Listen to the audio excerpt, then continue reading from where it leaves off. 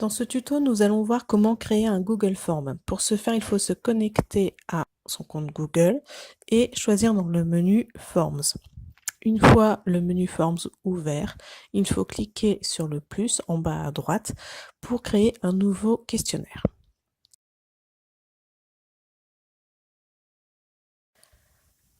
La première étape est d'écrire le titre de son Google Form. Vous voyez que ça enregistre automatiquement et si on clique sur le titre change également automatiquement. Ensuite, il faut rédiger ces questions. Pour ce faire, je vais prendre l'exemple ici d'un questionnaire à choix multiples.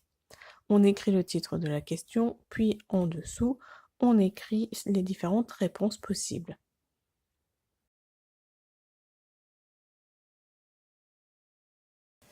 Pour passer à la ligne, il suffit de cliquer sur Entrée. La question est obligatoire. Si vous ne voulez pas la rendre obligatoire, vous pouvez cliquer sur le petit onglet. Il n'y a pas d'autre option pour l'instant. C'est pourquoi on va aller sur la roue crantée pour voir les paramètres. Pour savoir qui a répondu aux questions, laissez cocher collecter les adresses e-mail. Envoyer une copie des réponses permet aux élèves de pouvoir retrouver leurs réponses et leurs questionnaires complétés. Limiter aux utilisateurs école directe ou non. Limiter à une réponse ou non. Modifier les réponses après l'envoi de la part des élèves. Présentation, à vous de voir ce que vous voulez faire. Vous pouvez laisser un message de confirmation un peu plus personnel. Ce qui est très important, c'est questionnaire et convertir en questionnaire. Cela va permettre d'avoir plusieurs utilisations. Vous allez pouvoir déterminer la bonne réponse, y attribuer des points pour une autocorrection, mais aussi mettre des commentaires. Ces trois options vont permettre ou non à l'élève de les voir. Un nouvel onglet Corriger est apparu. Si on clique dessus et sur la bonne réponse, à ce moment-là, elle apparaît en vert. On peut également ajouter un commentaire selon les bonnes ou les mauvaises réponses.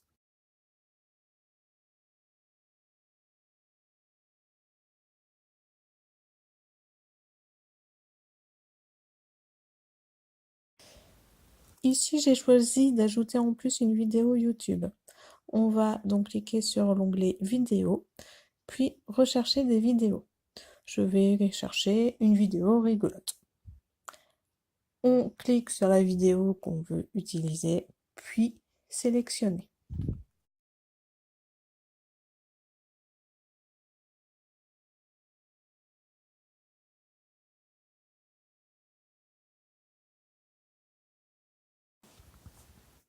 On voit la vidéo qui apparaît. Mais j'ai oublié d'écrire pour la bonne réponse. Alors je peux revenir sur le petit crayon du commentaire et pouvoir modifier ou ajouter des choses. Dans les questions aussi, on peut ajouter des photos, des vidéos ou des documents. Et pourquoi pas aussi dans les réponses. Il faut que je modifie la question. Je descends donc en dessous et clique sur modifier la question. Ensuite, à côté de la réponse, je peux voir le petit onglet photo et donc ajouter une photo.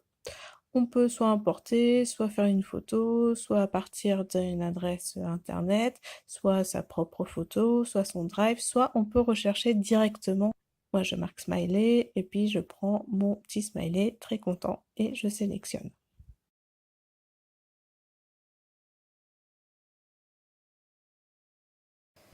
Voilà, j'ai mis des smileys à quelques réponses.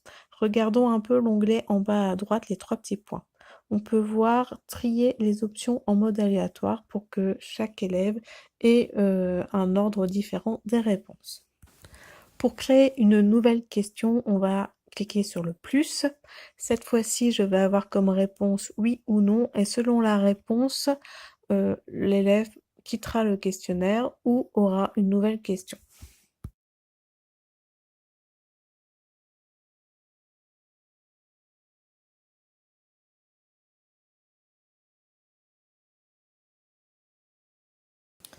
Pour ce faire, je dois créer une nouvelle section avec un nouveau titre et créer une nouvelle question. Cette fois-ci, je vais faire réponse courte. L'élève devra écrire sa réponse.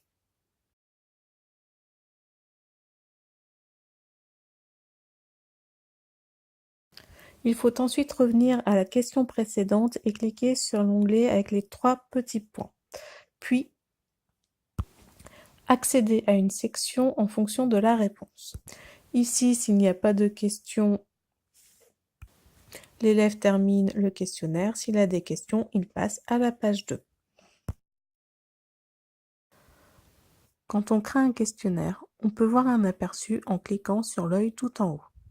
Cela permet de vérifier son questionnaire, surtout si on a utilisé l'option « Accéder à une section en fonction de la réponse ».